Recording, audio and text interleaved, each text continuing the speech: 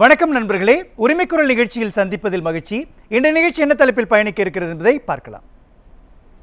ஆட்சி மாற்றம் எப்பொழுது ஏற்படும் என்று காத்திருந்த தமிழ்நாட்டு மக்களுக்கு முன்னோட்ட வாய்ப்பாக வந்திருக்கிறது நாடாளுமன்ற தேர்தல். திமுக அரசின் மக்கள் விரோத போக்கிற்கு முடிவுரை எழுத முனைப்புடன் காத்திருக்கின்றனர் தமிழ்நாட்டு மக்கள்.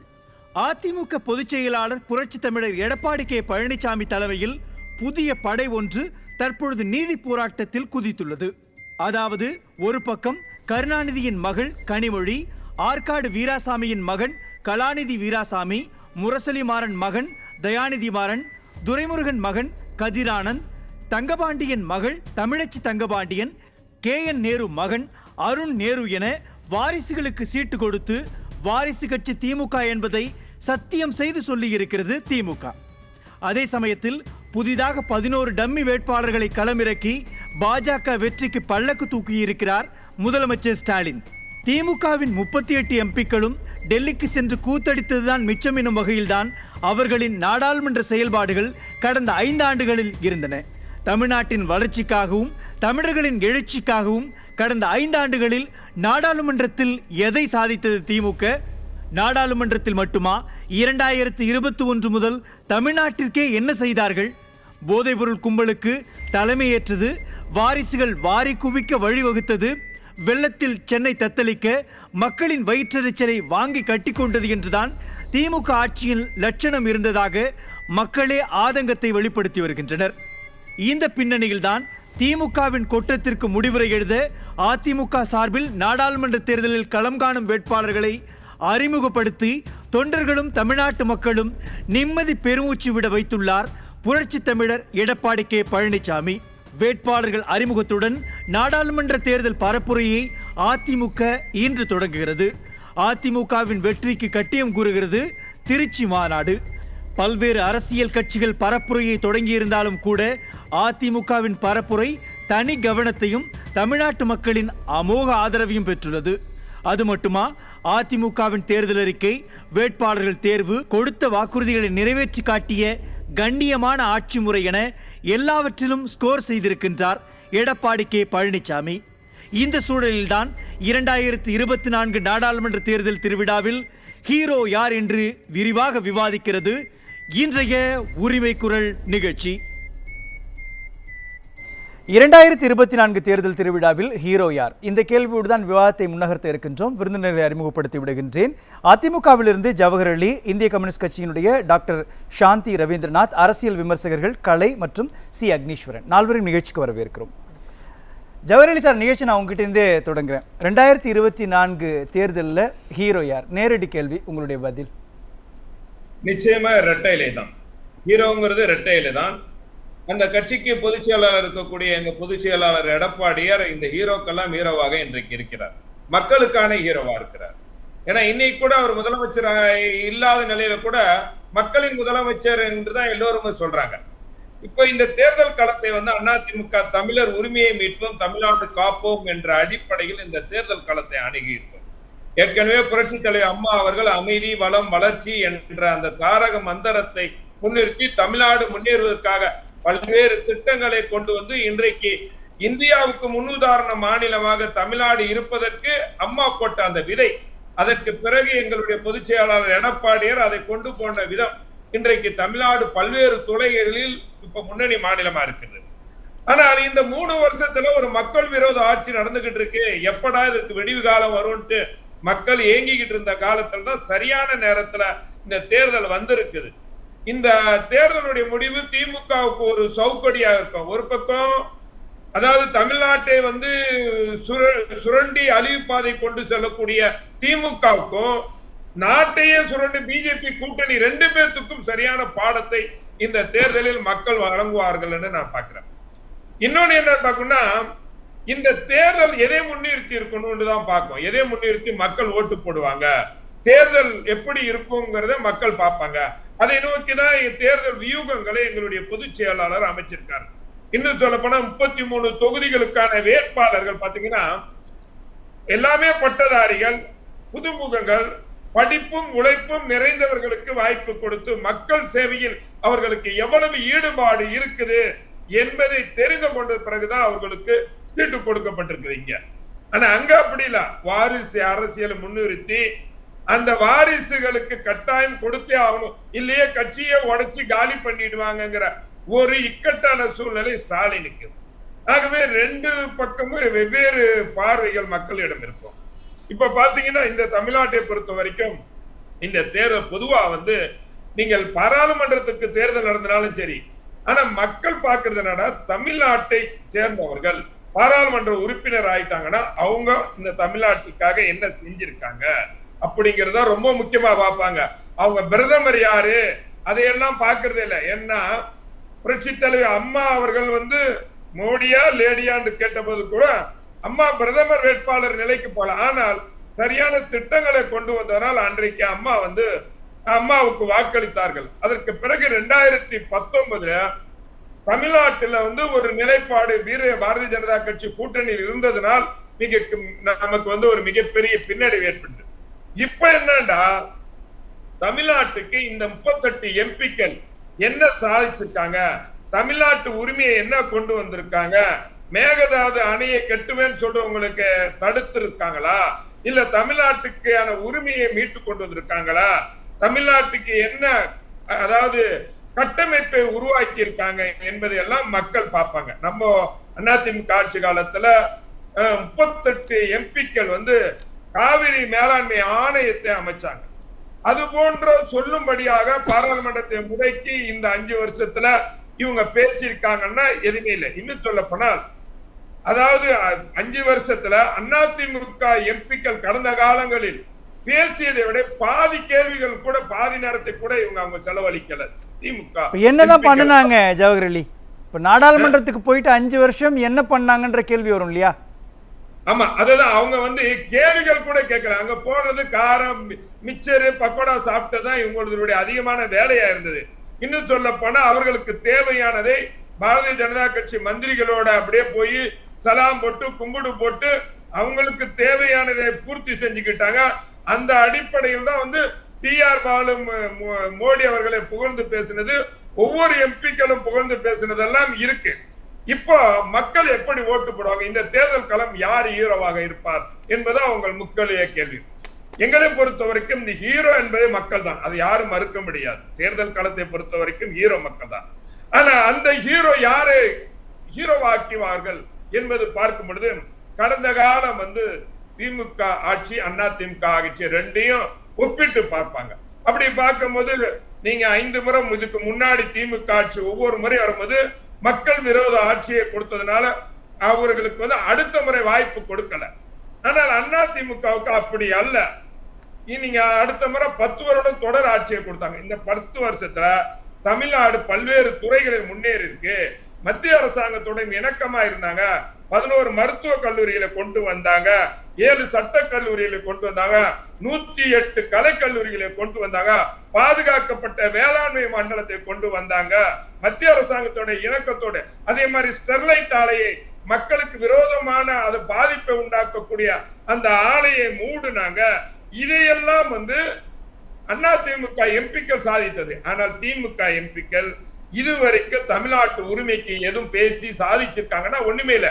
இன்றைக்கு 3 வருஷத்துல 3 லட்சம் கோடி கடனை அதிகரிச்சு இன்றைக்கு தமிழ்நாட்டு ஒவ்வொரு தனி மனிதனுடைய கடனை அதிகரிச்சது மூலம் ஒவ்வொரு தலையிலும் கடன் சுமை அதிகரிக்குது. அப்போ இந்த 2024 நாடாளுமன்ற தேர்தலுக்கான 5 ஆண்டுகளினுடைய அவங்களுடைய செயல்பாடுகள் அதுக்கான விடை சொல்லிடுச்சுன்னு சொல்றீங்க.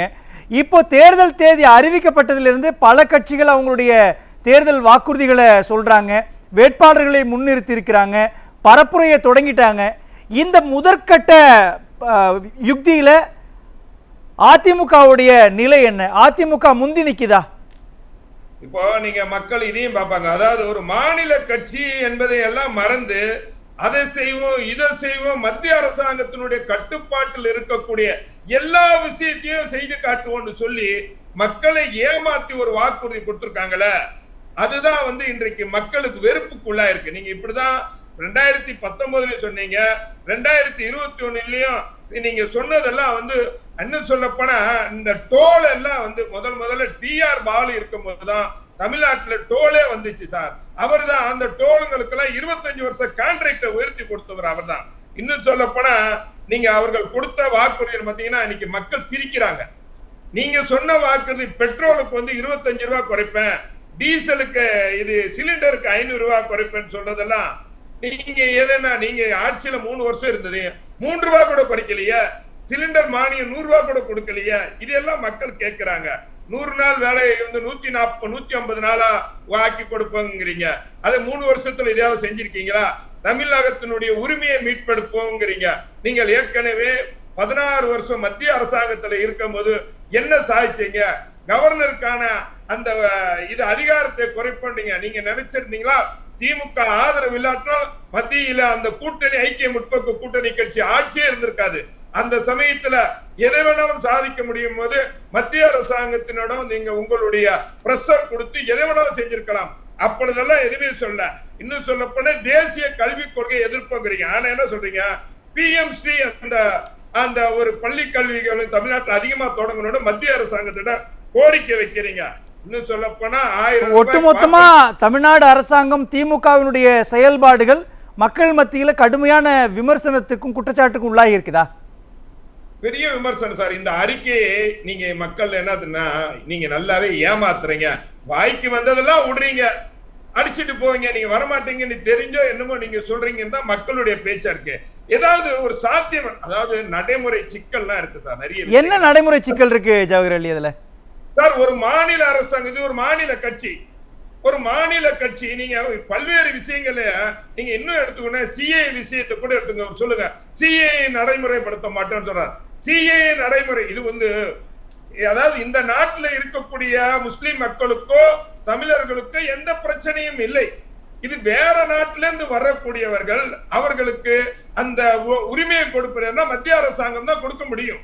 மாநில அரசாங்கத்துக்கு அதுக்கு எந்த வகையிலும் ஒரு துளி ஒரு பொட்டு சம்பந்தம் கூட இல்லாத நிலையில அந்த சிஏ நடைமுறைப்படுத்த மாட்டோம்னு சொல்றதெல்லாம் வேடிக்கை இல்லையா? அதுக்கு சாத்தியம் உண்டா? அவர்களுக்கு அதுல இவர்களுடைய இது என்னவா இருக்கும்? ஒண்ணுமே இருக்காது. அப்ப அந்த மாதிரி சொல்றீங்க. இன்னும் சொல்ல போனா நீங்க வந்து பண்ணதான் நிறைய. இன்னும் சொல்ல போனா நீங்க மின்சார கட்டணத்தை உயர்த்தினீங்க, எல்லாமே பண்ணீங்க. ஆனால் இன்னைக்கு நீங்க நிறைய விஷயங்களை சொன்னா கூட இன்னைக்கு இருக்கக்கூடிய சூழ்நிலை மக்களுக்கு வந்து வட்டி இல்லாத கல்வி கடனை கொடுப்பீங்க. 3 வருஷத்துல வட்டி இல்லாத கல்வி கடனை ஏன் கொடுக்கல? கல்வி கடனை ரத்துன்னு சொன்னீங்க, அதை ஏன் செய்யல? எல்லாம் நிறைய விஷயங்கள் இருக்கு சார். தொடர்ந்து பேசலாம். முதற்கட்ட தகவலா நான் பதிவு செஞ்சுக்கிறேன். தேவைப்படுறப்போ நான் உங்ககிட்ட மீண்டும் வரேன். அக்னீஸ்வரன், 2024 தேர்தலில் ஹீரோ யார் அப்படின்னு கேட்குறப்போ அதிமுகன்னு சொல்கிறாரு. அதற்கான சில காரண புள்ளிகளையும் விளக்குறாரு. தேர்தல் அறிக்கையில் தொடங்கி திமுகவினுடைய முன்னாள் எம்பிக்களுடைய செயல்பாடுகள், நாடாளுமன்றத்தில் தமிழ்நாட்டினுடைய உரிமைக்காக அவங்க என்னென்ன பேசினாங்கன்ற பல லாஜிக் விஷயங்களை வைக்கிறார். இன்னொன்று, ஒரு மாநில கட்சி நிறைவேற்றக்கூடிய அதிகாரம் என்ன இருக்குதுன்றது தெரியாமல் அவங்க ஒரு தேர்தல் அறிக்கையை தயாரிச்சிட்டாங்கன்ற விமர்சனம் முன்வைக்கிறார். உங்கள் பார்வையில் என்ன? 2024 ஹீரோ யார்? அது 2024 18வது நாடாளுமன்ற தேர்தலில் வந்து மாநில கட்சிகளாகிய திமுகவும் அதிமுகவும் தேர்தல் அறிக்கையை விட்டுருக்குறாங்க.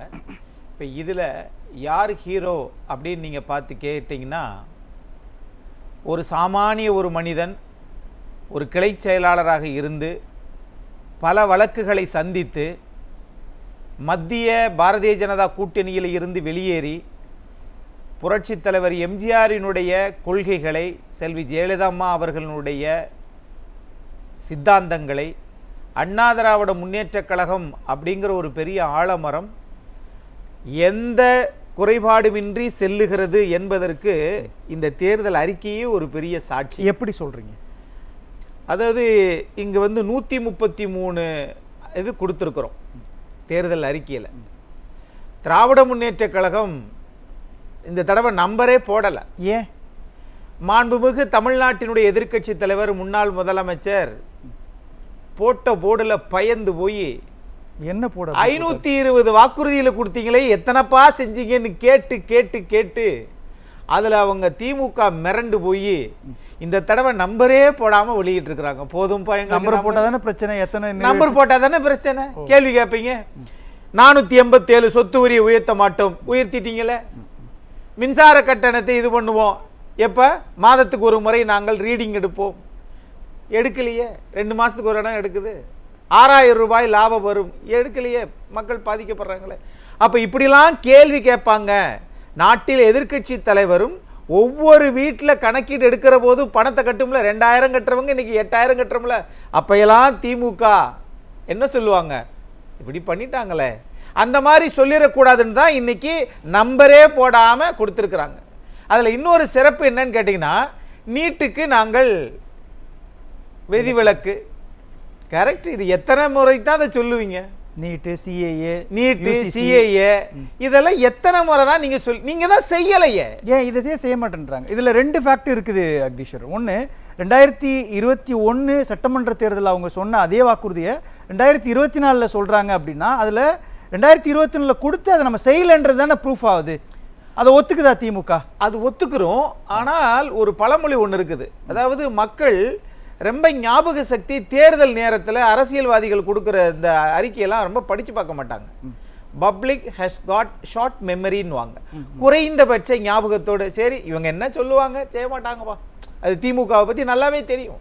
ஆகையினால இவங்களை பொறுத்தளவில் எதையெல்லாம் சாத்தியப்படுத்த முடியாதோ, நான் கேட்குறேன், நீங்கள் அண்ணா திராவிட முன்னேற்ற கழகத்தினுடைய தேர்தல் அறிக்கையை பாருங்க. 133 அதிகாரம் போல ஒவ்வொன்றும் செதுக்கி அதை உருவாக்கின எல்லோருக்கும் நன்றி தெரிவிக்கணும். நான் இங்க ஒவ்வொரு விஷயத்திலையும் 133 அதிகாரம் மட்டுமல்ல, திருக்குறளுக்கு நாம் முக்கியத்துவம் தர வேண்டும். தமிழன் என்றால் திருக்குறள். ஆக இந்த அறம் பொருள் இன்பம் இதன் வழியாத்தான் இந்த ஒரு கட்சி செயல்படும் என்பதற்கு இதுவே சாட்சியாக இருக்கிறது. இது அப்படியே மாறி இங்க வாங்கல. இங்க எதெல்லாம் பணம் தருமோ அதெல்லாம் இதுல இடம்பெற்றிருக்குது. திமுக என்னென்ன பணம் தரும்? சேது சமுத்திர திட்டம். ஏப்பா, ஏற்கனவே திரு டிஆர் பாலு மத்திய அமைச்சரா இருக்கும் போது நாங்க கடலுக்குள்ள பாலத்தை போடுறோம், அது மிஷின் போய் உடஞ்சு போச்சு, சிமெண்ட் எம்புட்டு கொட்டணும்னு யாருக்கு தெரியும்? ஐக்கிய நாட்டு சபை தான் வந்து கண்ணு பார்க்கணும், எத்தனை மூட சிமெண்ட் எம்புட்டு மண்ணுண்டு. இப்ப கூவத்துல கொட்டுற காசு மாதிரி சேது சமுத்திரத்தில் கொட்ட போறாங்க, அதை அறுவடை பண்ண போது திமுக. அதுக்கு அதைத்தான் கேட்கிறேன். இந்த திராவிட முன்னேற்ற கழகம் அண்ணாவிற்கு பிறகு, அண்ணா ஒரு நல்ல மனிதர், அண்ணா இல்லை என்றால் இன்றைக்கு திராவிட கட்சிகளே இல்லை.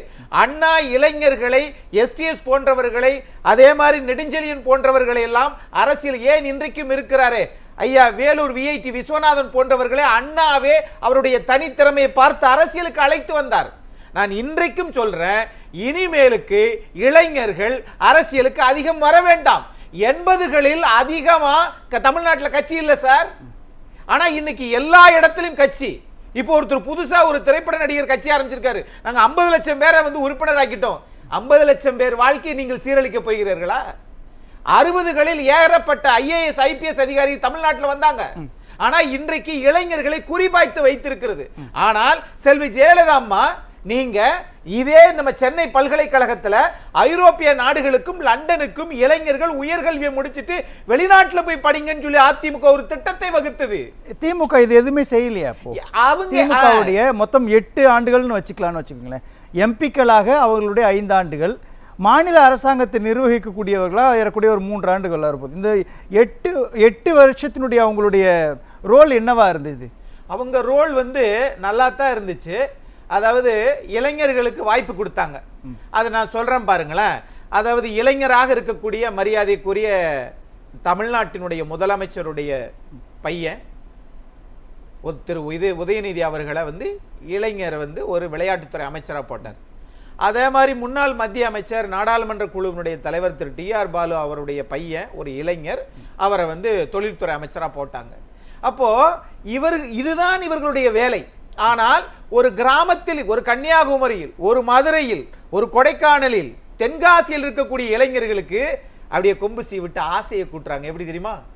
கபடியை நாங்கள் ஒலிம்பிக்கில் சேர்ப்போம். எப்போ, எப்படி, யார் மூலம்? இதுதான் வான வேடிக்கை விடுறது சார். வாயிலே வடை சுடுவது. பெரும்பாலும் 11 பேருக்கு அவங்க வேட்பாளர்கள் புதுசா கொடுத்திருக்குன்னு சொல்றாங்களே, அதெல்லாம் எப்படி நீங்க சொல்ற விமர்சனத்துக்குள்ள வரும்? கேக்குறேன், நீங்க உங்க கட்சியினுடைய இது சொல்றீங்க சார். நீங்க தமிழ்நாட்டு இளைஞர்களுக்கு என்ன இது பண்ணுனீங்க? ஒட்டுமொத்தமாக இந்த திட்டம் மடிக்கணினி என்கின்ற ஒரு பொன்னான திட்டம், இன்னைக்கும் செல்வி ஜெயலலிதா கொடுத்த திட்டம் இன்னைக்கு இருக்கா? மக்கள் பயன்படுத்துறாங்களா?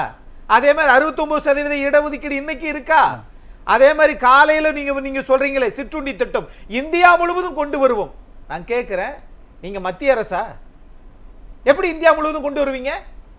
அப்ப சாத்தியப்படாத ஒண்ண தெரிஞ்சே மக்கள் ஏமாறுற மாதிரி நீங்க ஒரு வார்த்தையை சொன்னீங்கன்னா இது எப்படி சாத்தியம்? இது எப்படி சாத்தியப்படாதுன்னு சொல்றீங்க? ஒருவேளை அவங்க ஆட்சி மாற்றம் ஏற்பட்டா கூட்டணி தலைமையிலான ஒரு ஆட்சி உருவாச்சுன்னா செய்வன்னு சொல்லுவாங்க இல்லையா? காங்கிரஸ் நீங்க யார பிரதமர் வேட்பாளர் சொல்றீங்களோ மத்தியில ஆட்சி அமைக்கக்கூடியது ஒண்ணு பாரதிய ஜனதா, இன்னொன்னு காங்கிரஸ் அல்லது கூட்டணி.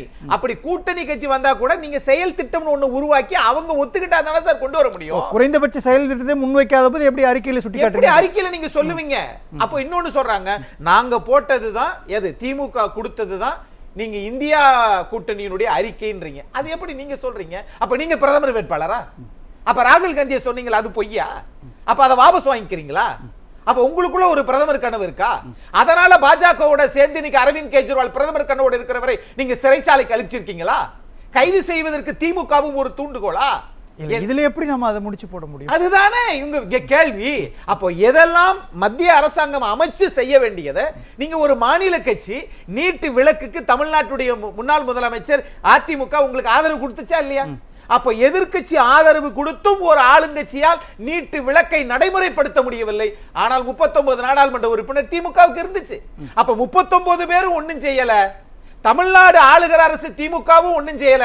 பிறகு எதுக்குப்பா நம்ம எல்லாரும் சேர்ந்து உங்களுக்கு பாஜகவை தவிர நாங்க உங்களுக்கு நீட்டு விலக்கு மசோதா நீங்க 5 ஆண்டு காலம் இருந்தீங்களே, என்ன செஞ்சீங்க? மக்களிடம் நீங்க மன்னிப்பு கேட்க வேண்டாமா? உங்களை மன்னிப்பார்களா? எத்தனை இளைஞர்கள் இவங்களை நம்பி ஓட்டு போட்டாங்க? பழைய ஓய்வூதிய திட்டம் இந்த தடவை பேசவே இல்லையே. 1,65,000 பேர் ஜாக்டோஜியாவில் இருக்கிறாங்க. அவங்களா என்ன நினைக்கிறாங்க தெரியுமா? இவங்க பேசிய காலத்தை ஓட்டக்கூடியவர்கள். அதுக்கு இவர்கள் கண்டுபிடிச்ச வார்த்தை தான் திராவிட மாடல். பேசலாம். டாக்டர் சாந்தி, அக்னீஸ்வரன் ஆக்ரோஷமா பேசியிருக்கிறாரு. எதையும் செய்யல, நீங்க எப்படி மக்களை சந்திப்பீங்க? இந்த தேர்தலில் ஹீரோ யார் அப்படின்னா ஐயா சொன்ன மாதிரி மக்கள் தான். மக்கள் வந்துட்டு ரொம்ப தெளிவானவங்க. எந்த எலெக்ஷன் அவங்க ஃபேஸ் பண்ணுறாங்க இது எப்போவுமே தெரியும். மாநில தேர்தல்லாம் என்ன, மத்திய தேர்தல் இது ஏற்கனவே மக்களுக்கு தெரியும். ஆனாலும் இந்திய சுதந்திர வரலாற்றில் இத்தனை ஆண்டு காலம் சுதந்திரம் பெற்றாயிருக்கு. இந்த தேர்தல் மிக முக்கியமான தேர்தல் என்பது அரசியலில் இருக்கவங்களுக்கும் தெரியும், பொதுமக்களுக்கும் தெரியும். ஏன்னா அந்த அளவுக்கு பாஜக ஒரு ஜனநாயக விரோத ஒரு நடவடிக்கையிலையும் மத வெறி அரசியலையும் எடுத்துக்கொண்டு போகிறாங்க. வெறுப்பு அரசியல் பண்ணிட்டு இருக்காங்க. இது எல்லாமே மிக மிக முக்கியமாக தேர்தலில் எதிரொலிக்கும். இன்னொரு விஷயம் என்ன அப்படின்னா, மாநிலங்களுக்கு இப்போ எலெக்ஷன் தேர்தல் அறிக்கையை பற்றி சொன்னாங்க. திமுகவோட தேர்தல் அறிக்கை எப்படி இருக்குன்னு. திமுக தேர்தல் அறிக்கையில் இருக்கின்ற பல பாயிண்ட்ஸ் அதிமுக தேர்தல் அறிக்கையில இருக்கு. ஏன்னா இப்போ அதிமுக தேர்தல் அறிக்கை வந்துச்சு ரொம்ப முக்கியமான பல பாயிண்ட்ஸ் அதிமுகவுடைய தேர்தல் அறிக்கையில் இருக்கு.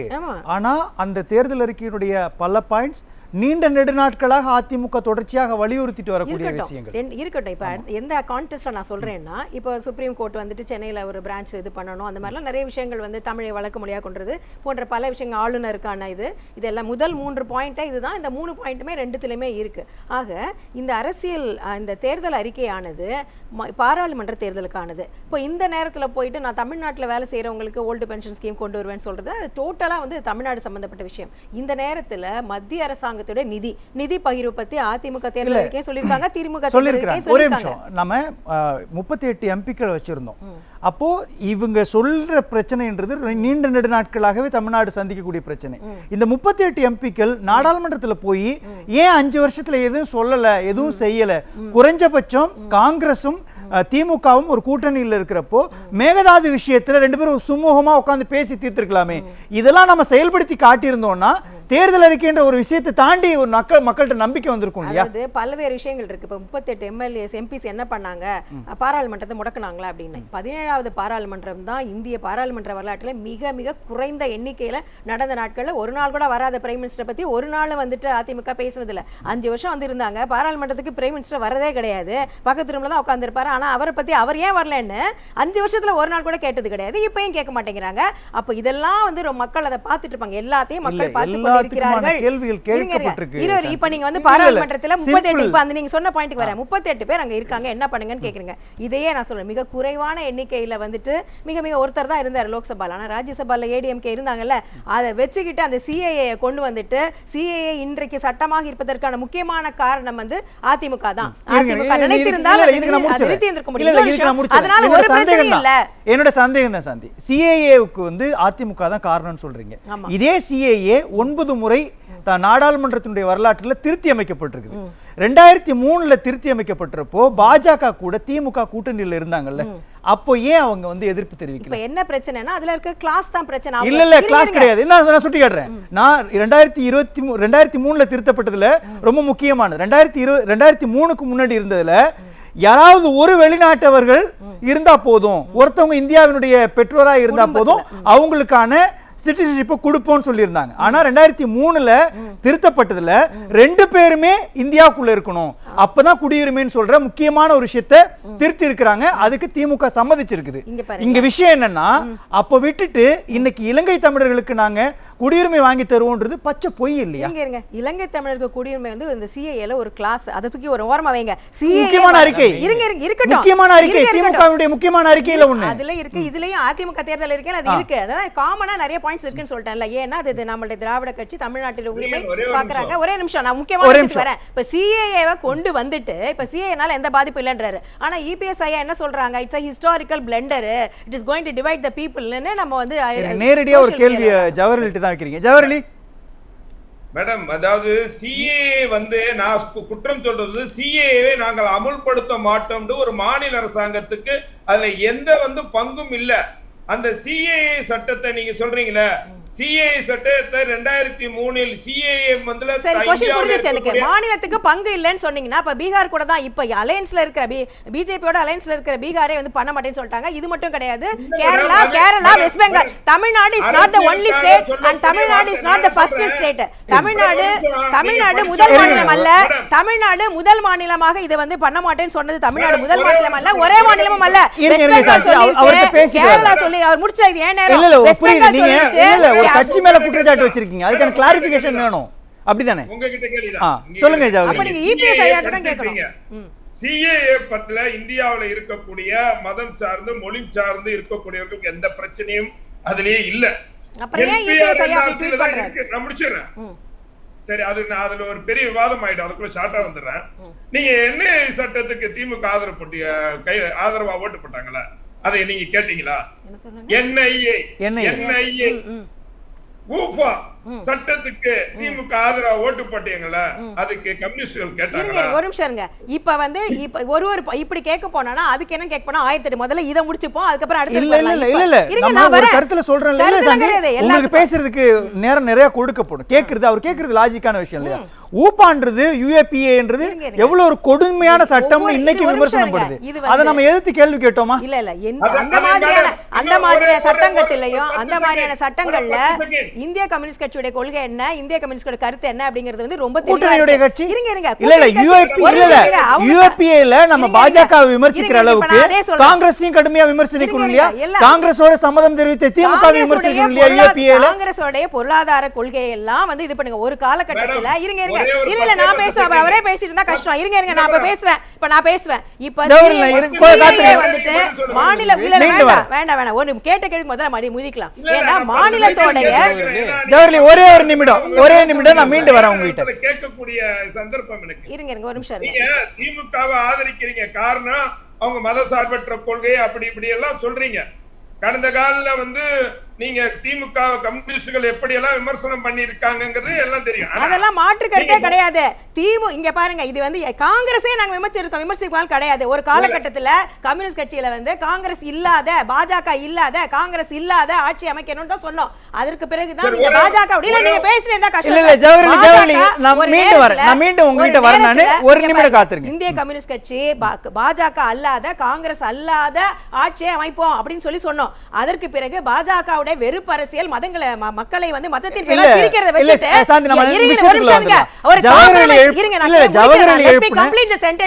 மக்களுக்கு அப்பதான் புரியும். அதுக்கப்புறம் தான் இதோட தீவிரத்தன்மை புரிந்து இதே நம்ம காங்கிரஸும் இல்லாம நான் பிஜேபி நான் காங்கிரஸ் அப்படிங்கிற ஸ்டாண்ட்ல இருந்து மாறி இப்போதைக்கு பாஜக தான் எதிரி, பாஜக ஒழிப்பதற்காக ஒரு காம்ப்ரமைஸ்க்காக காங்கிரஸோடு இருக்கலாம் என்றுதான் பண்ணிருக்கோம். அப்ப காங்கிரஸுடைய பொருளாதார கொள்கையில பலது வந்து நம்ம சாந்தி ஒரு நிமிஷம்.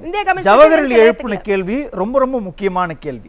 சிஏஏல திமுகவுடைய நிலைப்பாடு வரலாற்று ரீதியா என்ன? 2003ல என்னவா இருந்துச்சு, 2024ல என்னவா இருக்குது? யூசிசி பொது சிவில் சட்டத்துல திமுக ஆதரவாக வாக்களிச்சது அப்படின்ற வரலாறும் நமக்கு இருக்குது.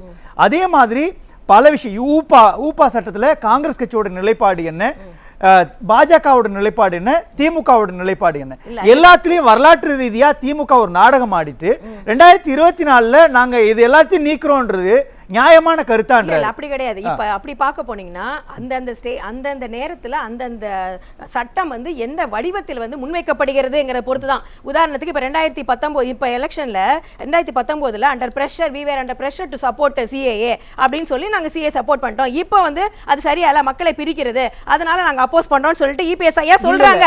அது 2003 நிறைவேற்றப்பட்ட 8வது திருத்தத்துல மாற்றங்கள் இருக்கு. அதனுடைய அடிப்படையில தான் இன்னைக்கு பாஜக பெரிசா கொண்டு வந்திருக்காங்கன்றாங்க. இல்ல இப்ப வந்து 2003 செஞ்ச திருத்தம் தான், பாஜக வாஜ்பாய் கவர்மெண்ட்ல செஞ்ச திருத்தம் தான் 2016க்கு பிறகு திருத்தப்பட்டது. ரொம்ப முக்கியம். சட்டமே தேவையில்லைங்க. இப்ப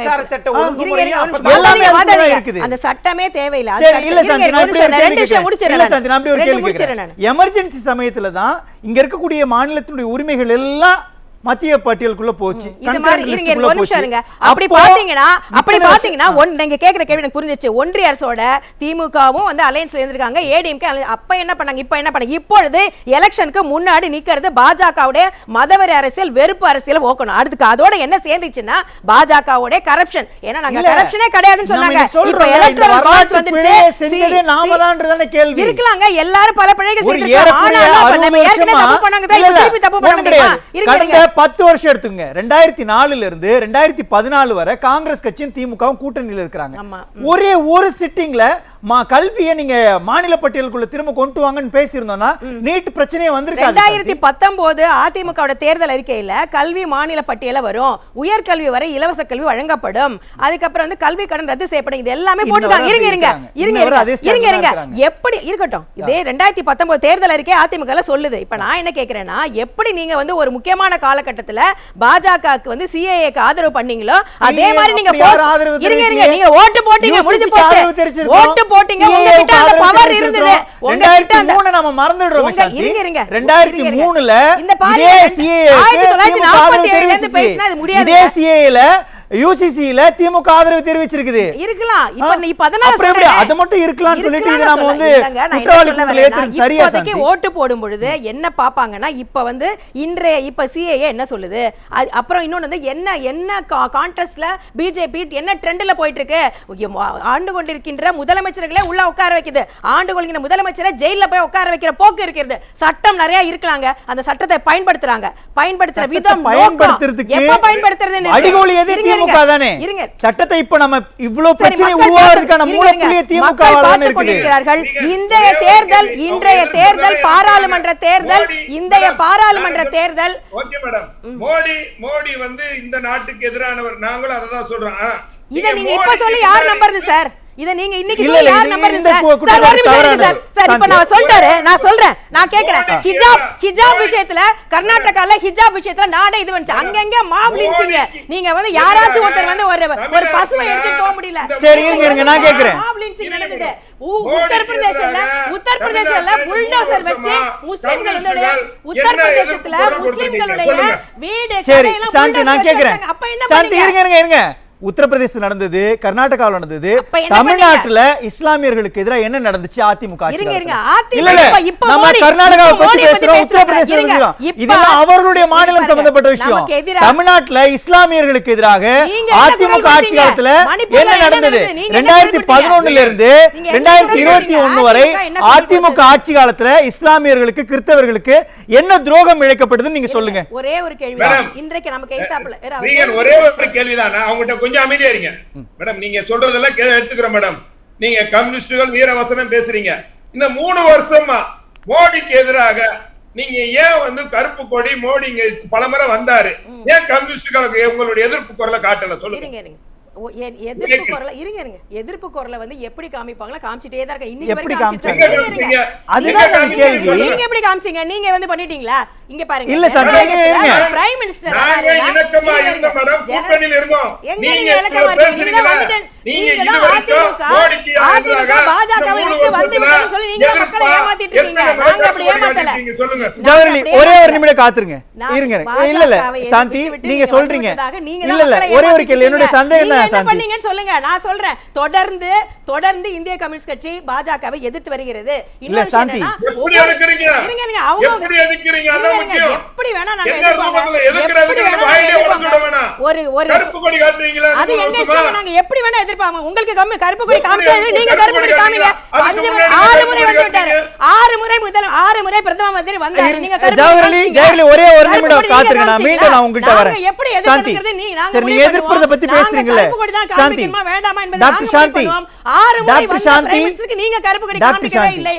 டாக்டர் சாந்தி, மக்கள் புரிந்து கொள்வார்கள் பாஜகவை விட்டு அதிமுக வந்தது என்று சொல்வது ஏமாற்று. டாக்டர் சாந்தி, நீங்க சொல்றீங்க எதிர்ப்பு பதிவு செஞ்சது. இதே சிஏஏவுக்கு அதிமுக ஆட்சி காலத்துல மிக பிரம்மாண்டமான இஸ்லாமிய அமைப்புகள் போராட்டம் நடத்தினாங்க. சிஏஏவை எதிர்க்கிறீங்கல்ல, இப்படி ஒரு போராட்டத்தை திமுகவுடைய ஆட்சி காலத்துல செஞ்சிட முடியுமா உங்களால? இல்லங்க, போராட்டம் ஏன்னா கம்யூனிஸ்டுகள் போராடி வந்தவங்க. மிக முக்கியமான போராட்டம். அப்படி ஒரு போராட்டத்தை நிறுத்திட முடியுமா? இல்ல, பீக்ல போகும்பொழுதுதான் அந்த கொரோனா வந்தது. அதுக்கப்புறம் அப்படியே இது பண்ணா, ஆனாலும் அந்த சட்டம் வந்து அது நிறைவேற்றப்பட்டது. சாந்தி, நான் இந்த நிகழ்ச்சியில இருந்து 3 கேள்வி நான் உங்கள்ட்ட திரும்ப கேட்கிறேன். சரி சொல்லுங்க. ஒண்ணு, ஏன் போராட்டம் பண்ண முடியாது? இல்ல கேக்குறேன். ஒண்ணு, திட்டங்கள் இன்னைக்கு மேல விமர்சனம் வைக்கிறீங்க. சிஏஏ மேல, யூசிசி மேல, எல்லா திட்டங்கள் மேல. மாநில பட்டியலில் இருந்தக்கூடிய கல்வி மத்திய பட்டியலில் போச்சு, மீட்டுட்டு வருவோம்னு சொல்றீங்க. இது எல்லாமே திமுக ஆட்சி இருக்கிற பொழுது தானே, கூட்டணி இருக்கிறப்ப தானே போச்சுன்னு சொன்னோம். அதுக்கு நம்ம கிட்ட சரியான பதில் இல்லை. ரெண்டாவது, பாஜகவை எதிர்க்கிறோன்னு சொல்றீங்க.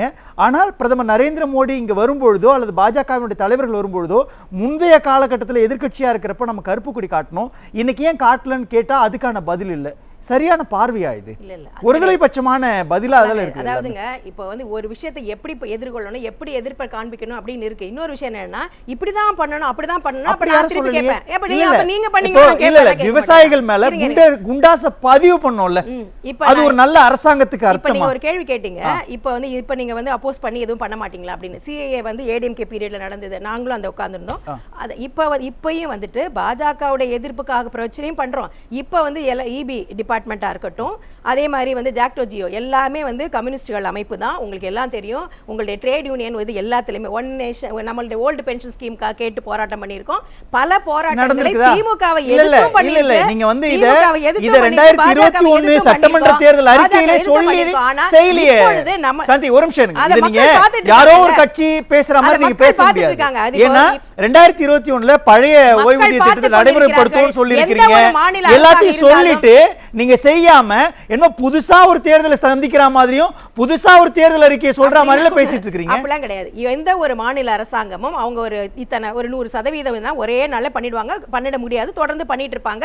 அதற்கான போராட்டம் என்ன பண்ணாலும் கேள்விட்டு தான் இருப்பாங்க. நீங்க வந்து 4% 4% டிஏன்னா நம்ம வந்து 5% கேட்போம். அது கரெக்டா போயிட்டு இருக்கு. இல்ல, இதுல சொல்லி இருக்கப்பட்டது எதுவும் செய்யலையே. இருங்க எப்படி எதுவுமே செய்யலன்னு சொல்றீங்க? காலை உணவு திட்டம் வந்திருக்கு, புதுமை பெண் திட்டம் வந்திருக்கிறது, உங்களுக்கு வந்து உரிமை தொகை வழங்கி இருக்காங்க. உரிமை தொகை வந்து வழங்குவார்களா அப்படின்ற மிகப்பெரிய கேள்வி இருந்தது. உரிமை தொகை ஒரே ஒரு கேள்வி. இல்ல, ஒரே ஒரு கேள்வி நான் கேட்கிறேன். மாசம் 1000 ரூபாய் கொடுக்கணும். இல்ல, ஒரே கேள்வி இல்ல, ஒரே ஒரு கேள்வி நான் உங்ககிட்ட கேக்குறேன். பண்ணிட்டாங்க தானே. பொது சிவில் சட்டத்தை நடைமுறைப்படுத்த மாட்டோம்னு இப்ப நீங்க சொல்றீங்க. நடைமுறைப்படுத்தப்பட்டப்போ வாக்களிச்சிங்களே, அந்த நிலைப்பாட்டுக்கும் இந்த நிலைப்பாட்டுக்குமான மாற்றம் என்ன? இருங்க 2003 வேற, 2019 வேற. அம்பேத்கர் காலகட்டத்தில இருந்து பொது சிவில் சட்டத்திற்கான பிரச்சனைன்றது இருக்குது. அப்போ தெளிவான திட்டங்களோடு தலைவர்கள் இருந்தாங்க. நாம ஸ்டாண்ட் ஒவ்வொரு பீரியட்லயும் மாத்தி இருக்கோம். பாஜக என்ன சொல்லுதுன்னா, என்ன யார் செத்து போனாலும் பரவாயில்ல, கொரோனால அப்படியே செத்துட்டு இருக்காங்க, பாராளுமன்றத்தை நடத்த முடியாத சூழல். அப்போ ஒரு 3 நாள் பாராளுமன்றத்தை நடத்தி அப்ப வந்து உங்களுக்கு அப்ப கூட நான் வந்து சிஏஏ கொண்டு வருவேன், என்ன ஆனாலும் பரவாயில்ல, கொரோனா வேக்சினேஷன் முடிஞ்ச உடனே நாங்க சிஏஏ கொண்டு வருவோம். இதெல்லாம் ரொம்ப அவசியமா. எத்தனை பேர் நாடாளுமன்றத்துக்கு போனாங்களா? 38 பேர் நாடாளுமன்றத்துக்கு போனாங்களா? யார் கேட்டாங்க? அன்னைக்கு தமிழ்நாட்டினுடைய 38 திமுகவோட கூட்டணி கட்சியோட எம்பிக்கள் நாடாளுமன்றத்துக்கு போனாங்களா? என்ன பண்ணாங்க? இப்ப நான் கேக்குறேன், லேபர் கோடு நீங்க அப்படியே தொழிலாளர் நலத்தை அப்படியே நசுக்கிட்டீங்க. ஆனா இன்னைக்கு அதிமுக தேர்தல் அறிக்கை இல்ல, நான் ஒண்ணே ஒண்ணு கேக்குறேன். சிஏஏ இன்னைக்கு வேணாம்னு சொல்றீங்கல்ல, அதிரஞ்சன் சௌத்ரி நாடாளுமன்றத்தில் கடுமையான விமர்சனங்களை முன்வைக்கிறார். 38 எம்பிக்கள்ல யாரு அப்படி ஒரு கடுமையான விமர்சனத்தை நான் ஒரு கேள்வி இதே வேற மாதிரி கேக்குறாங்க. சொல்லுங்க. இப்ப யாரு சிஏஏ வேணும்னு எந்த ஜனம் போராடுச்சு, எந்த மாநிலத்துல போராட்டம் நடந்தது, எந்த மாநிலத்தை இன்னைக்கு உடனே சிஏஏ கொண்டு வாங்க அப்பதான் பாராளுமன்றத்துக்கு ஓட்டு போடும் யார் சொன்னாங்க? இது தேவையில்லாத வேலை. இப்ப என்ன விஷயம்னா லேபர் கோடு இருங்க லேபர் கோடு அது ரொம்ப முக்கியம். அது நீர்த்து போக சாந்தி டைவர்ட் பண்றீங்க. நான் மீண்டும் வரேன் நான் உங்கள்ட்ட. கலை 3 பேருடைய பேச்சும் கேட்டிருக்கிறீங்க. எது சரி எது தவறு அப்படின்ற பார்வையும் இன்னும் உருவாகி இருக்கும். இல்லை இதில் நம்ம தலைப்பு வந்து யார் ஹீரோங்கிறது, மக்கள் ஹீரோ, வாக்களிக்கக்கூடிய மக்கள் தான் ஹீரோங்கிறது எல்லாம் ஏற்றுக்கிறாங்க. அடுத்து யார் ஹீரோ? அதிமுக வேட்பாளர்கள் 33 பேர் ஹீரோஸ். அவங்க யார் அறிமுகம் இல்லாதவங்க, அவங்க பிரபல்யங்கள் இல்லை, அவங்களெல்லாம் அறிவிச்சிருக்காங்க அதிமுக அப்படின்னு சொல்கிறாங்க. அவங்க எப்படி அதிமுகவில் இருக்கக்கூடிய மிகவும் மக்கள் மத்தியில் பிரபல்யமான தலைவர்கள் கூட, பெருந்தலைவர்கள் கூட இந்த பேனலை ஏற்றுட்டு இருக்கிறாங்க. சாதாரண அந்தந்த தொகுதிக்குள்ளே வேலை செய்யக்கூடிய மாவட்ட செயலாளர்கள், ஒன்றிய செயலாளர்கள், எம்ஜிஆர் கழகத்தில் வேலை செய்யக்கூடியவங்க, இளம்பெண்கள், பெண் ஆண்கள் பாசறையில் வேலை செய்யக்கூடியவங்க, மகளிர் அணியில் அந்த மாவட்டத்தில், அகில இந்திய மாநிலத்தில் இல்லை அந்த மாவட்டத்தில் வேலை செய்யக்கூடியவங்க, அந்த மக்களோடு இருக்கக்கூடிய சாதாரண மக்களை, அந்த நிர்வாகிகளை இன்னைக்கு அதிமுக வேட்பாளர்கள் அறிவிச்சிருக்காங்க. இது ஒரு புதுமை, இதுதாங்க உண்மை. மக்கள் தொண்டர்களே அந்த அந்தந்த பகுதிகளில் அவங்கள வேட்பாளர்களா அவங்க அங்கே அறிமுகம் ஆயிருக்கிறாங்கல்ல. இல்ல இதுல சில விமர்சனங்கள் பாருங்க. இல்ல இவங்க எப்படி ஸ்டார் கேண்டிடேட்னு சொல்றீங்க நீங்க? அவங்க தான் ஹீரோஸ். அவங்க அந்த பகுதி மக்கள் மத்தியில் பிரபல்யமானவங்க. சாதாரண ஆட்களே, நிர்வாகிகளை, இந்த மாதிரி எந்த கட்சியும் அவங்கள வந்து இந்த மாதிரி எம்பி தேர்தலில் வேட்பாளராக நிறுத்துறதே இல்லை. இது ஒட்டுமொத்தமாக செஞ்சுருக்காங்க, பகுதி பகுதியாக செய்யலை. ஆனால் மாறா நீங்கள் பாருங்கள், திமுகவில் வாரிசுகளுக்கு கொடுத்துருக்குறாங்க, பெருந்தனக்காரர்கள் கொடுத்துருக்காங்க, வசதியானவர்கள் கொடுத்துருக்காங்க. 11 பேர் புதுசாக இருக்கிறாங்க. புதுசாக இருந்தால் கூட அவங்களுக்கு பின்னாடி ஒரு பேக்ரவுண்ட் இருக்குது. அதை நீங்கள் பார்க்க நான் விரிவாக சொல்கிறதுக்கு டைம் இல்லை. அண்ணா அன்றைக்கி சொன்னார், காங்கிரஸை பார்த்து என்ன சொன்னார்னா, இது மிட்டா மிராசுகளின் கட்சி, பெருந்தனக்காரர்களின் கட்சினார். இன்றைக்கி திமுக அவரை துவக்கிய திமுகவை எப்படி மாற்றி வச்சுருக்காங்கன்னா, வாரிசுகளின் கட்சி, மிட்டா மிராசுகளின் கட்சி, பெருந்தனக்காரர்களின் கட்சின்னு கொண்டு இருக்காங்க. இது பக்கம் ஹீரோ ஒரு பக்கம், இதில் ஜீரோ யாருன்னு பார்க்கணுங்க. யாரு? ஆமாம், வில்லன் பாருங்க. ஜீரோ சொல்கிறேன். ஒருத்தர் சொல்லிட்டு இருந்தார், அதிமுகவில் 1.5 கோடி தொண்டர்களும் என் பின்னாடி தான் இருக்காங்கன்னு சொன்னாங்க. அவர் 3 சீட்டு கேட்டார், 1 சீட்டு தான் கொடுத்தாங்க. அதுவும் அவர் கேட்ட இடத்த கொடுக்கல, ஒரு ஓரமாக தள்ளிட்டாங்க. அவர் தான் ஜீரோங்க இன்னைக்கு. சின்னம் என்ன, சின்னமும் இல்லை, எதுவும் இல்லை. அவர் வந்து இப்போ அவரை பார்த்தா நமக்கே பாவமாக இருக்குது. என்ன, அவருக்கு பாஜக என்ன நினைக்குதுன்னா, அவருக்கு பின்னாடி எத்தனை தொண்டர்கள் இருக்காங்கன்னு அவங்க ஒரு கணக்கு போட்டு 3 சீட்டு கேட்ட இடத்துல 1 சீட்டு தான். தினகரனு கூட 2 சீட்டு கொடுத்துருக்காங்க. ஓபிஎஸ்க்கு 1 சீட்டு தான் கொடுத்துருக்குறாங்க. அது வந்து அவர் தான் எனக்கு தெரிஞ்சு இந்த தேர்தலில் ஜீரோ. இப்போ அடுத்து நான் வர்றேன். பல விஷயங்கள் வந்து முக்கியமான திட்டங்களுங்க. இந்த தேர்தல் அறிக்கையில் வந்திருக்கிற விஷயங்களை 2 ஒப்பீட்டு அளவில் பார்த்தீங்கன்னா என்ன முக்கியமானது? வேளாண் துறை தாங்க ரொம்ப முக்கியமானது. பிரைமரி செக்டார் இந்தியாவில் வேளாண் துறை தான். கிட்டத்தட்ட 50% மேலே மக்கள் அதுதான் நம்பி இருக்கிறாங்க. அந்த வேளாண் துறை முன்னேறாமல் பிற துறைகள் முன்னேற முடியாது. அந்த வேளாண் துறையில் அதிமுக பெரிய கவனம் செலுத்திச்சு. காவிரி குண்டாறு வைகை இணைப்பு திட்டம், அதுக்கு டிபிஆர் ரெடி பண்ணி மத்திய அரசினுடைய அனுமதியை பெற்று முதல் கட்டமாக அதுக்கு தொகையை, நிதியை ஒதுக்கி வேலையை ஆரம்பித்தாங்க. அதை இவங்க மேலே நடத்தலை. அதை பற்றி இந்த அறிக்கையிலே அவங்க எதுவும் சொல்லலை.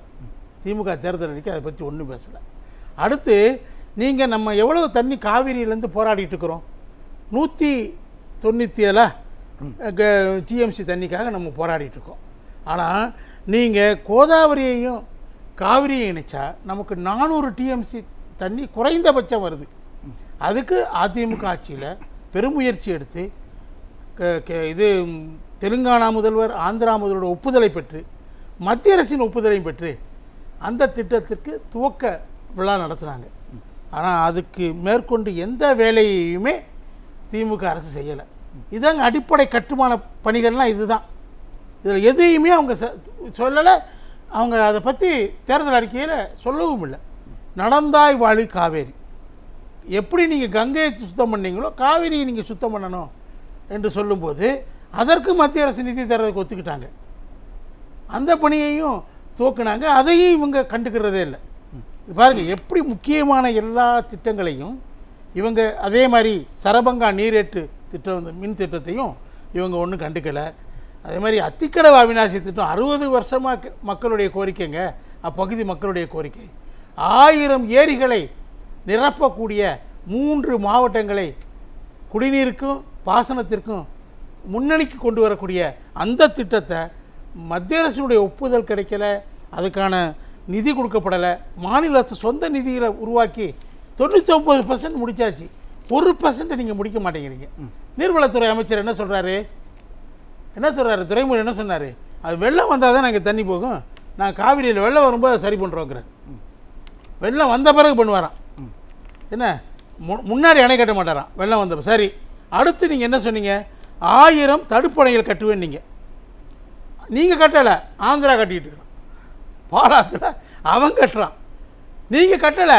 1000 தடுப்பணை என்னங்க, வருஷத்துக்கு 200 கட்டணுமா இல்லையா? கட்டினீங்களா? இல்லை, நீங்கள் சொல்ல பார்த்தா ஒரு பக்கம் எதிர்கால வளர்ச்சிக்கு வித்திடக்கூடிய திட்டங்கள்லாம் இதான் நான் சொல்கிற முக்கிய திட்டங்கள் சொல்லி. இது எதுவுமே திமுக கண்டு இது எதுவுமே கண்டுக்கவே இல்லை. இந்த ஒன்றும் செய்யலை அவங்க. அப்போ அந்த தேர்தல் அறிக்கையில் என்னதான் இருக்குது? அந்த தேர்தல் அறிக்கையில் ஏதோ சொல்ல வராங்கல்ல, அதை சொல்லவே இல்லை. மெசேஜ் என்ன? இதெல்லாம் டச் பண்ணவே இல்லை. எப்படி நீங்கள் நான் சொல்கிறேங்க, இவங்க எது பலமான கூட்டணிங்கிற அடுத்த வித்தியாசம். எது பலமான கூட்டணி? பாஜக சொல்லுது நாங்கள் இப்போ வளர்ந்துட்டோன்னு சொல்லி. வளர்ந்ததுக்கான அத்தாட்சி என்ன?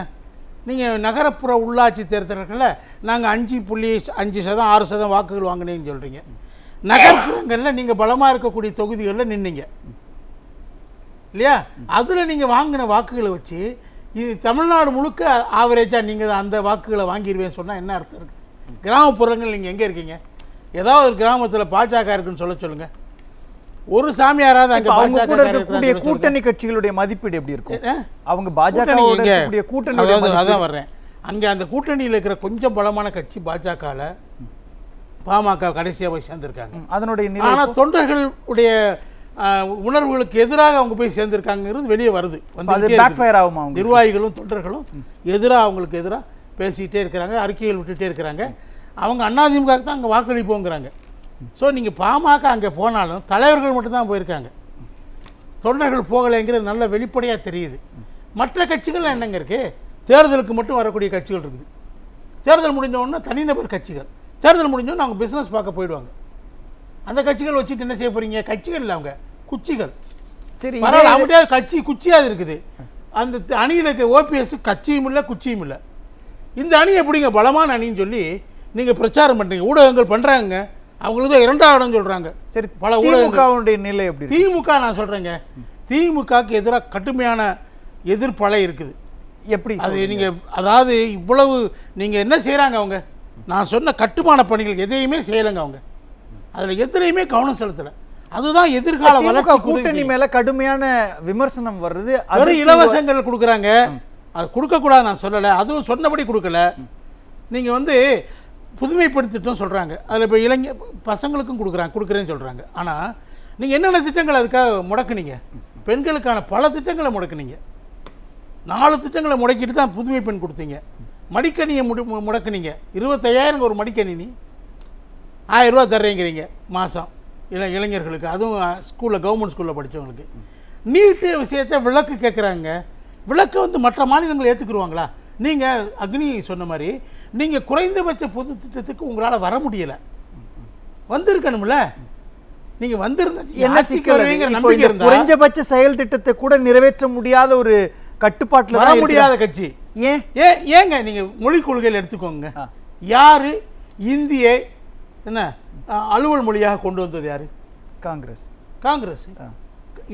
ஆங்கிலத்தோட இந்தியையும் கொண்டு வந்து அலுவலக தேவநாகரி பாஷையில் இருக்கக்கூடிய மொழியை கொண்டு வந்தது யார்? காங்கிரஸ். மும்மொழி கொள்கையை கொண்டு வந்தது யார்? இந்தி உட்பட எல்லா பள்ளிகளிலும் எல்லா மாநிலங்களையும் இந்தியோடு சேர்த்து 3 மொழிகளை படிக்கணும் கொண்டு வந்தது யார்? அது அமலுக்கு கொண்டு வந்தது யார்? தமிழ்நாட்டில் மட்டும்தான் அமலுக்கு வரல. அவங்க எப்படிங்க மாறுவாங்க? நீங்க ஏன் மாற மாட்டாங்க? எப்படி மாறிடுவாங்க? ஏன் மாற மாட்டாங்க? எப்படி மாறுவாங்க? அங்க இந்திய ஏரியாவில் அவங்க நீங்க சனாதனம் பற்றி பேசினாவே அவன் பயந்து போயிடுறான். வேட்டி கட்டினவங்க உள்ளே வராதேங்கிறான். வேட்டி கட்டினவன் இந்த பக்கம் உள்ளே வராது, பீகாருக்குள்ளே இது மத்திய பிரதேசத்துக்குள்ளே வராதேங்கிறான். இந்திய எதிராட்டி வெளியே போங்கிறான். நிதிஷ்குமாரே சொன்னார், அவர் வெளியே போயிட்டார், அது வேறு விஷயம். என்ன அந்த இந்த மாதிரி நீங்கள் பல விஷயங்களில் ஒற்றுமையாக வர்றதுக்கு நான் என்ன சொல்கிறேங்க, அப்போ திமுகவுடைய தேர்தல் அறிக்கை காங்கிரஸ் கட்சிக்குள்ளேயும் அதிருப்தியை உருவாக்கி இருக்கா? ஆமாம், தேசிய கட்சிகளில் குறிப்பாக கம்யூனிஸ்ட்கள் விட்டுருங்க, அவங்க வந்து பெரிய அளவுக்கு ஆட்சி வரக்கூடிய இடத்துல இல்லை. அவங்க வந்திருக்கணும், வரணும், அது ஆசைப்படும், நம்ம ஆசை. ஆனால் அவங்க அந்த இடத்துல இல்லை. யார் இருக்கா இப்போ அங்கே? பாஜகவும் காங்கிரஸும் தான் வரக்கூடிய நிலைமையில் இருக்கிறாங்க, மாற்று சக்திகளாம். ரெண்டு பேரும் யாருங்க? கம்யூனிஸ்ட் கட்சி திட்டங்களில் நீங்கள் என்ன சொல்லியிருக்கீங்க காங்கிரஸை பற்றி?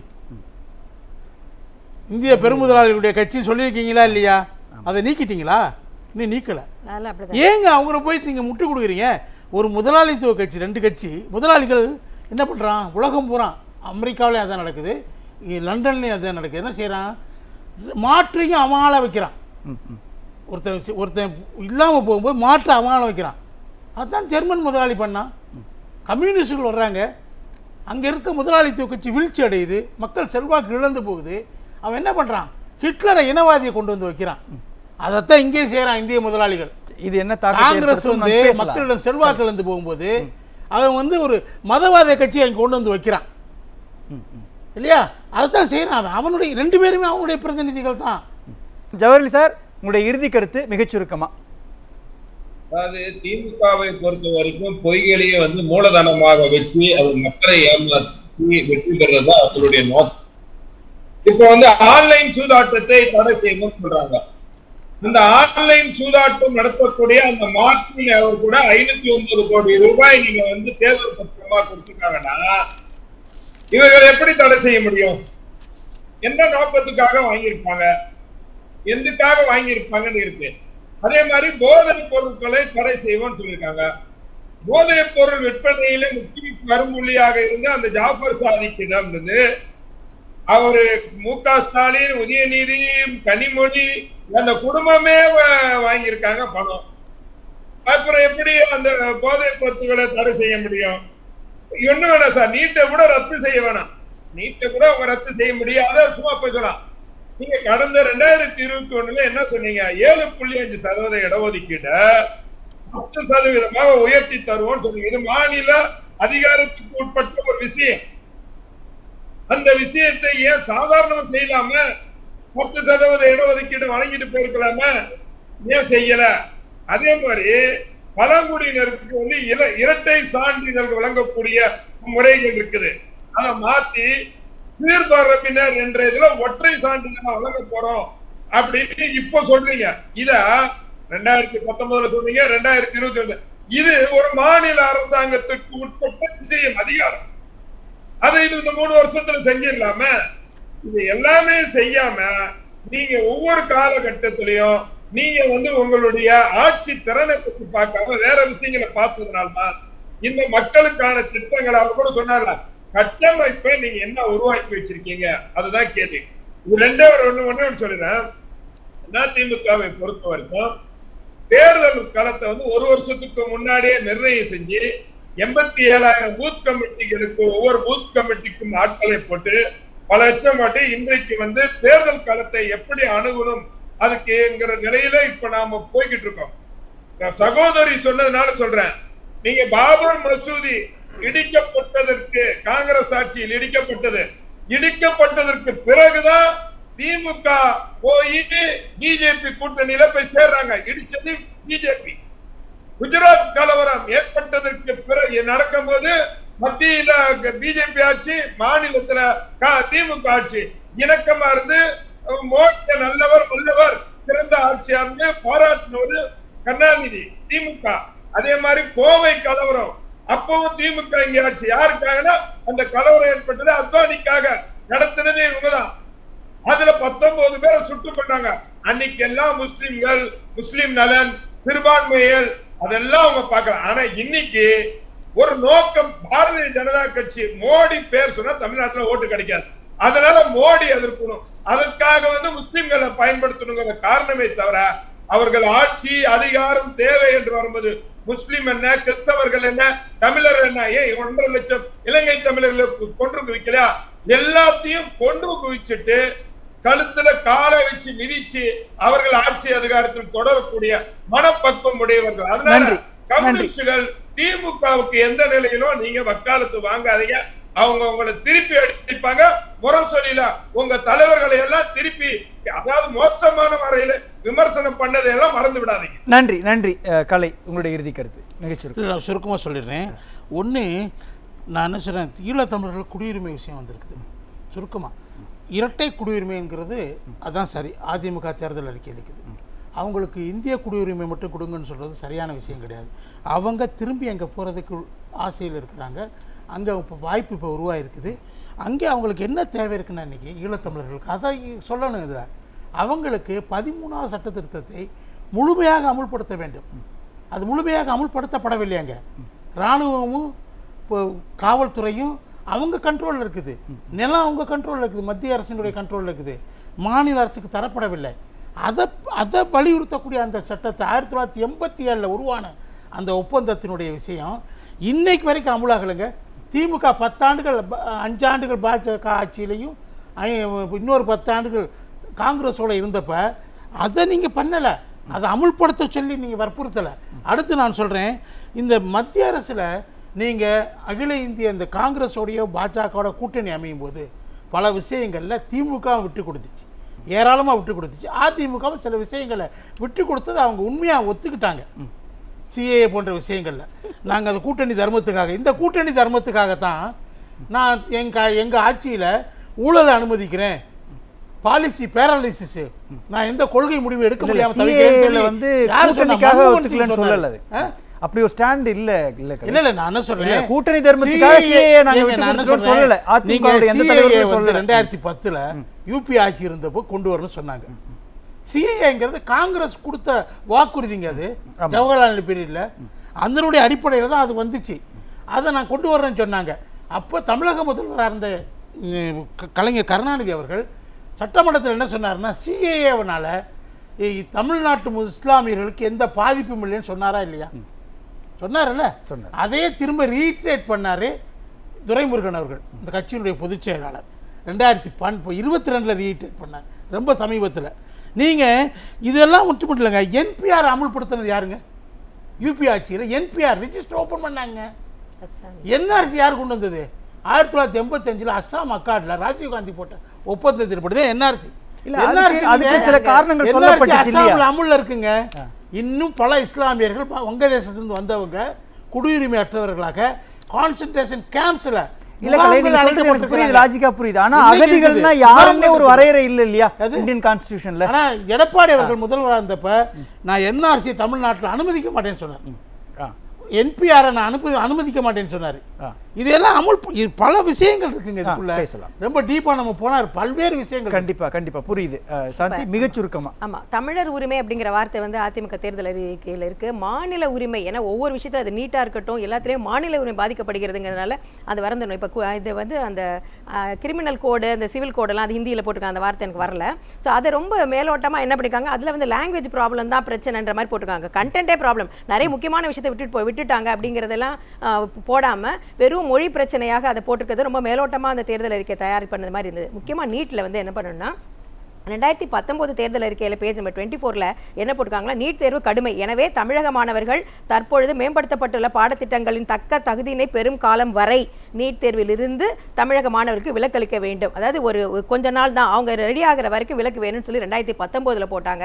நிரந்தர விலக்கு மாநில அரசின் கட்டுப்பாட்டில் உள்ள இடங்களுக்கு கேட்கப்படவே இல்லை.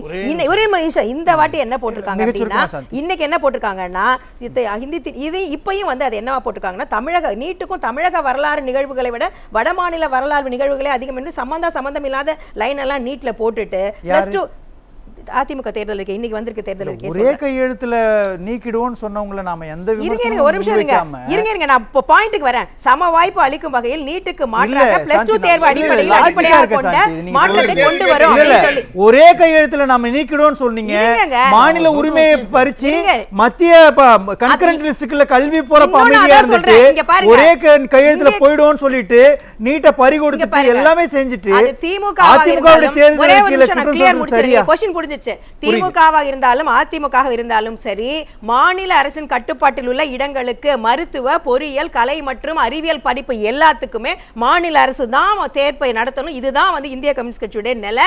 அதுதான் நாங்க கேக்குறோம். இந்த நிலை வரணும்னா கல்வி மாநில பட்டியலுக்கு வரணும். அதுக்கான உரிமை அது வந்து 2 தேர்தல் இருக்கையிலுமே இருக்கு. 2 தேர்தல் இருக்குமே அது இருக்கு. ஆனாலும் மக்கள் புரிந்து கொண்டு பாஜக எதிரான ஓட்டு திமுகவுக்கு தான் போகும், இந்தியா கூட்டணிக்கு தான் போகும். அதை மாற்றுக்கிறதே கிடையாது. மிகச் சுருக்கம் 2 தேர்தல் அறிக்கைக்கு நான் ஏத்துக்கல.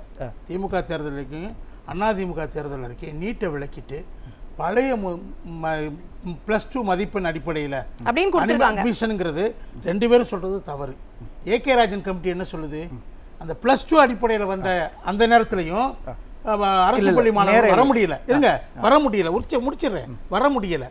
அவங்க இன்னும் குறைவாக இருந்தாங்க, இதை விட இன்னும் குறைவாக இருந்தாங்க. இங்கேயாவது இப்போ 7.5% வந்த பிறகு கொஞ்சம் அதிகமான மாணவர்கள் வர முடியுது. அப்போ ஒன்றுமே வர முடியல. அதனால் ஏகே ராஜன் என்ன சொல்கிறாரு, it is not better to revert back to the old system. நீங்கள் நீட்டுக்குள்ள நான் என்ன சொல்கிறேன், 8.5% இருக்கிறத அதிகமான 56% உள்ளி ஒதுக்கீட்ட மாத்த சார். அதுக்கு மாநில அரசு கட்டுப்பாடுல வேணும் சார். எல்லாமே மாநில அரசு கட்டுப்பாடுல இல்ல சார். தனியார் கல்லூரியில் நம்ம இடத்துக்கு அவங்க கவுன்சிலிங் நடத்துறேன்னு சொல்றாங்க சார். இதெல்லாம் அதிமுக எதிர்க்கணும் சார். பெர்சன்டேஜ் சிஸ்டம் போன்ற பல்வேறு விஷயங்களை அகற்ற வேண்டும். கண்டிப்பா. அக்னி சார், மிக சுருக்கமா. திமுக போட்டிருக்கிற அந்த தேர்தல் அறிக்கை பேசுறது ராமாயணம், இடிக்கிறது பெருமாள் கோயில்ன்ற மாதிரி இங்க சொல்லியிருக்கிறாங்க. வீட்டு பணியாளர் நலன்களுக்காக ஒரு குழுவை அமைப்போம், ஒரு தேசிய திட்டம் ஒன்று கொண்டு வருவோன்றாங்க. அந்த கருணாநிதி இஷ்யூக்கு அப்புறம் அதை புரிஞ்சுக்கிச்சா திமுக? அதுதான் கேட்கிறேன். அந்த பல்லாவரம் சட்டமன்ற உறுப்பினர் வீட்டுல நடக்கிறதுக்கே நீங்க ஒழுங்கா நடவடிக்கை எடுக்கல. ஊடகத்துல வந்து பேசாம இருங்க. நீங்க பேசுறத நான் கேட்டேன். அதே மாதிரி வட்டியில்லா வாகனங்கள் உங்களுக்கு 1 லட்சம் ரூபாய் வரைக்கும் தருவேன்னு சொன்னீங்களே. தமிழக அரசு அண்ணா திராவிட முன்னேற்ற கழகம் ஸ்கூட்டி திட்டத்தை நிறுத்திட்டீங்களே, தாலிக்கு தங்கத்தை நிறுத்திட்டீங்களே. இதுதான் நீங்க பேசுறது வேற, இடிக்கிறது ஒண்ணுன்னு.